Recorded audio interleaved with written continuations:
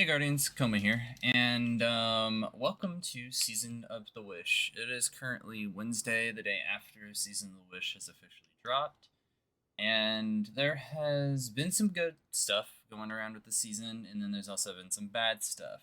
The good stuff is the season is relatively chunked full of content. Uh, that is until we get to February, and then we just gotta hope for the best there. However, the one thing I really wanted to talk about is the new Destiny 2 starter pack. I'll throw it up on the screen now, the new promotional image, but safe to say that when it comes down to this promotional starter pack, quote unquote, this is $15. And it should be part of something that whenever you purchase, an expansion or something like that. But unfortunately, this is $15 on top of the $100 for the final shape and maybe like 60 for Lightfall and even more on top of the other DLCs. But this has came with a huge drawback for Bungie because number one, extremely tone deaf considering we already pay so much for the expansions because every expansion is $100 across the board. And for newer players who are wanting to get into this game, this looks like something that they would want. And unfortunately, most people are probably going to buy this thinking it's an actual starter pack and maybe you get more out of it. But unfortunately, the only things you get out of it are Glimmer, enhancement cores, and a single shard, 5 enhancement prisms, 3 exotic cosmetics, which is Sparrow Ship and Ghost, as well as the Ruinous Effigy, Sleeper Simulant, and Traveler's Chosen exotic weapons. However, what I want to show right now is how you can actually get these weapons and even materials completely for free for just playing the game in general. So, as far as I'm aware, you don't need any expansion to pick up Traveler's Chosen or Ruinous Effigy. So what you can do is when you come to the tower as a newer player, every week Xur is going to randomly appear. Now, where you figure out where Xur is completely up to you. There are websites for like whereisxur.com or sometimes other content creators such as Fallout Plays will do like locations of Xur and basically go through his loot after 1 minute. Or end within 1 minute, my bad. And sometimes, that is much faster than, having to search for him on your own. And every weekend, which is Friday to Tuesday, so he arrives on Friday in a random location and then leaves on Tuesday, he will have a quest called Xenology. And when you finish Xenology by doing, strikes, nightfalls, if you're with clanmates, it'll progress faster. But when you turn it in, you get an exotic cipher. Now, exotic ciphers currently are only used for the exotic archive. So throughout this exotic archive, you have every single exotic section here. Now I think about it, you do have to have the expansion, but here's the great thing. The one weapon that is the only thing you should be worried about within the starter pack is Sleeper Simulant. So for most of Sleeper's usage is a high damage precision based weapon. And this weapon hits extremely hard. And now let me show you just what the other exotics do. So I believe it was Shadowkeep, Ruinous Effigy, and Traveler's Chosen. Ruinous Effigy is the least interesting from the pack and is definitely not worth it. All it does is just changes your enemies whenever you kill them into orbs, and you can attack and guard using said orbs. I believe they also suppress or something too. But yeah, it's definitely not worth it. Traveler's Chosen is alright. I just don't think it's the best considering how our ability builds and stuff work anyway. Basically, just getting kills and then holding your reload or whatever button basically allows you to consume and get ability energy back. That's all it is.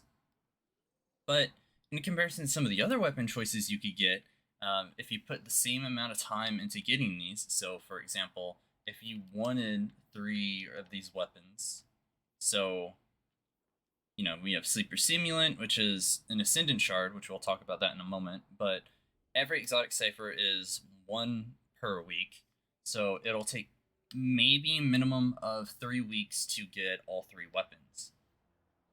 This is number one. It's somewhat of a crazy, you might have to wait for a little bit, but there's stuff that you can do in the middle of it. So the other stuff that I was mentioning were the materials that you'll have for your armor and even for weapons and stuff and weapon crafting. And of course, it's the Ascendant Shard, but you only get 1 of these. These are the rarest material for your armor. You get 5 enhancement prisms, which are relatively uncommon, and then you get like 50 enhancement cores, which if you play your cards right, you're able to get a whole bunch more compared to the 50 that they give you within the 3 weeks that you have to get for the exotic weapons. Legendary shards are now completely out of the picture now, considering coming the final shape. Legendary shards would be completely out of the game, so legendary shards are no longer needed to focus, to pick up any weapons, etc. So, now it comes to the question is, how do you obtain enhancement cores, enhancement prisms in the Ascendant Shard? Because you might have noticed that even for the kiosk needs Ascendant Shards. Well, it comes easier depending on what difficulty you're doing activities on. But most of the time, you can come over to Banshee, starting with enhancement cores. What do you think? And you can pick up his bounties. So these bounties require specific weapon kills. So bow, hand cannon, sword, and stasis weapons, for example. And keep in mind, there are 4 per character. So if you have 3 characters, you're going to get an Ascendant core for all of them. Enhancement core for all of them. So you're going to have 12 per a day. 12 times 3 is, 36? You're already getting there. On top of literally, if you're dismantling weapons, you can also get more. So you have an enhancement core here, and you have an enhancement core here. And even when dismantling weapons, you have a chance to get enhancement cores. Even specific activity completions have chances to give you enhancement cores. And depending on the activity, like I mentioned before, if the difficulty is high enough, you have a chance to get enhancement prisms and Ascendant Shards, depending on the difficulty. So if you have leftover materials that you want to use, for example, you can also go over to the material exchange. Here, you can exchange other enhancement items as well. Like from here, I can actually now convert enhancement prisms to enhancement cores. I can do cores to prisms and prisms to Ascendant Shards. It's just very convenient having access to all of these.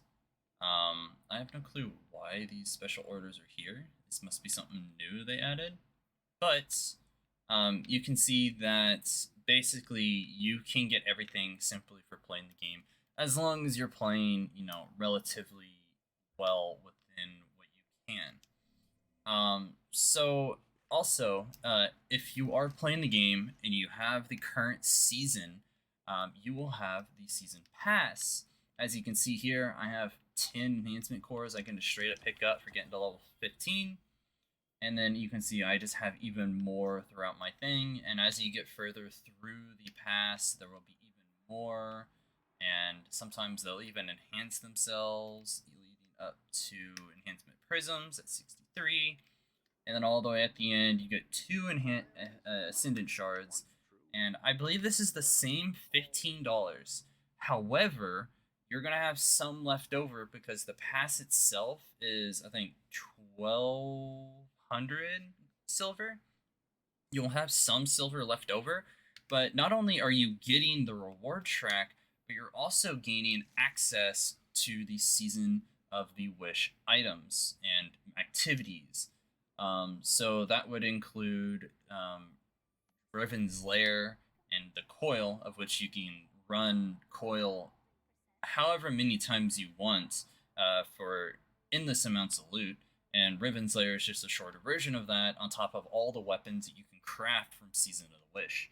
And keep in mind, these two activities can also drop enhancement cores. I think mostly the coil drops them more often. So if you're looking for loot, go do the coil. You can get your resources there. Do note the coil also will slowly, increase in difficulty as well. So overall, that's what you can do to, completely ignore said said starter pack. It really is a shame that Bungie is, being this greedy, and we've known this for a very long time. The fact that Bungie is just, wanting to do this for whatever reason.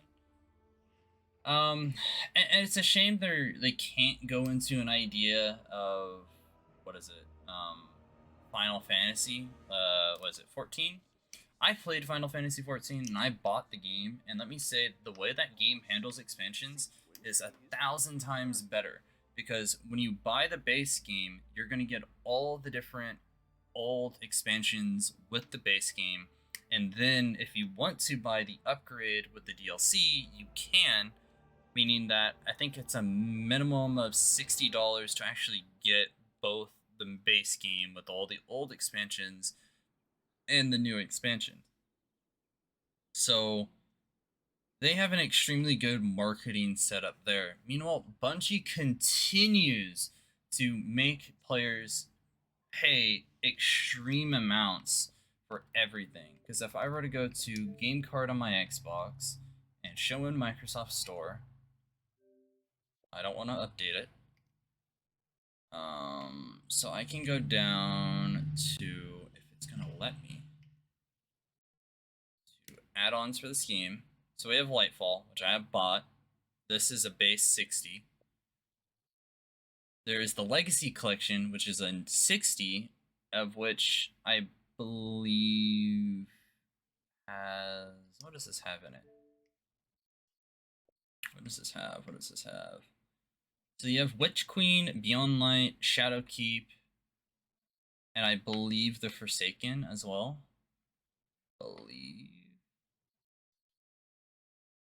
So that's base 60, and if you're buying it right now, then it's, 17, or it's a good percent off, like 75% off. So if you're gonna play Destiny, go ahead and purchase it while it's still on sale. And then, of course, Lightfall as a base is $100, and then coming up, the Final Shape is another $100. So it's like $260 in total. And then they're wanting newer players to purchase said, starter pack. And unfortunately, for Bungie, it's again, it's a starter pack, sure, but this entire game's loot system is a starter pack. You can get some really extremely good weapons for simply playing the game, and that's the great thing, is that while you're out grinding what you want for the exotics that you want, and then the materials, you can also get weapons. Go into here, I might have a few that you can just straight up pick up. Hero's Burden, you can pick that up. During the Dawning, we have the Stay Frosty Pulse Rifle, which you'll be returning in a few, I want to say a few weeks. It'll be like a month or something, I think, until it rolls back around. What else do we got here? We got the Hothead, which, that's easy to pick up, because if you're doing strikes, you can go over here to Mr. Zavala. Greetings. And then you can go over to the Legacy gear. And boom, look, there's a Hothead. It's the normal one, which that's the only one that you can currently get, but it's a Hothead. You don't have to, purchase anything. All these weapons are completely, open for free-to-play players to grind and to pick up. And, even the focused one here, which shows every single weapon that is actually, accessible. I don't have the normal versions of these. I have the adept versions, but, we have options. And look, I even have more enhancement cores here on top of powerful gear. So it's like you don't need to pay the $15 to get those weapons. You can just pick them up completely for like as a free to play player. Granted, you might have to jump through some loopholes, but they're accessible nonetheless. So yeah, moral of the story: don't buy anything that Bungie sells unless you absolutely want it. Like, if you want to buy something from the Eververse store that looks extremely nice, like if you go to the seasonal offers, you got some really cool armor and some cosmetics here. But I wouldn't go so far to purchase, this. This is $20. And if you're wanting the other 3 armor sets, that's like 16 total. And you could buy the Witcher like game for, like 80% of all that. So don't bother with it. So at the end of the day, don't buy the starter kit. Don't do it. My armor. But anyway, yeah, that's it. New lights, don't buy the starter kit. That's all I ask. You can play the game. If you have an expansion bot, you can play that expansion, get your loot, get what you want, and don't let Bungie direct your gameplay. So yeah, adios guys, take care.